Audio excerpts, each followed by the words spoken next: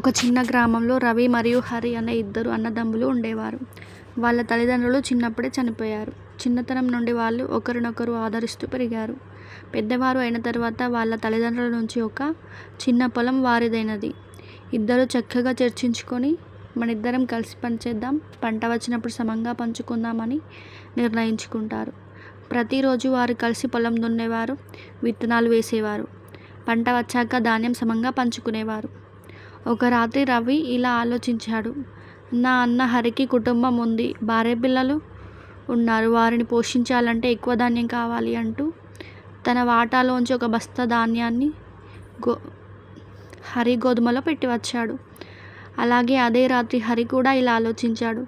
రవి ఒంటరిగా ఉంటాడు, భవిష్యత్తులో అవసరాలు ఎక్కువగా ఉండొచ్చు, ఇతనికి నేను కొంచెం ఎక్కువ ఇచ్చితే మంచిది అంటూ తను కూడా ఒక బస్తా ధాన్యాన్ని రవ గోధుమలో పెట్టాడు. అలా రోజుకో రాత్రి ఇద్దరు ఒకరినొకరు ధాన్యం తరలిస్తూ ఉండిపోయారు. కానీ ఎవరు ఎవరిని గమనించలేదు. ఒక రాత్రి ఇద్దరు ధాన్యం బస్తాలు మోసుకుంటూ మధ్యలో ఎదురుపడ్డారు. ఆ క్షణం వారు ఒకరినొకరు చూసుకొని ఆశ్చర్యపోయారు. ఇద్దరు ఒకే కారణంతో ప్రేమతో పంచుకోవటానికి చేశారని వాళ్ళ కళ్ళలో కన్నీళ్లు వచ్చాయి. ఆ కన్నీటిలో ఉన్నది ఆనందం, అన్నదమ్ముల ప్రేమ.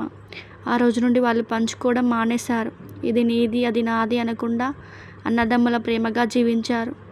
నిజమైన బంధం అంటే ఒకరి బాధను, మనసును పంచుకోవడం, శ్రద్ధ చూపించడం. ప్రేమతో ఉంటే ఆనందం రెట్టింపు అవుతుంది.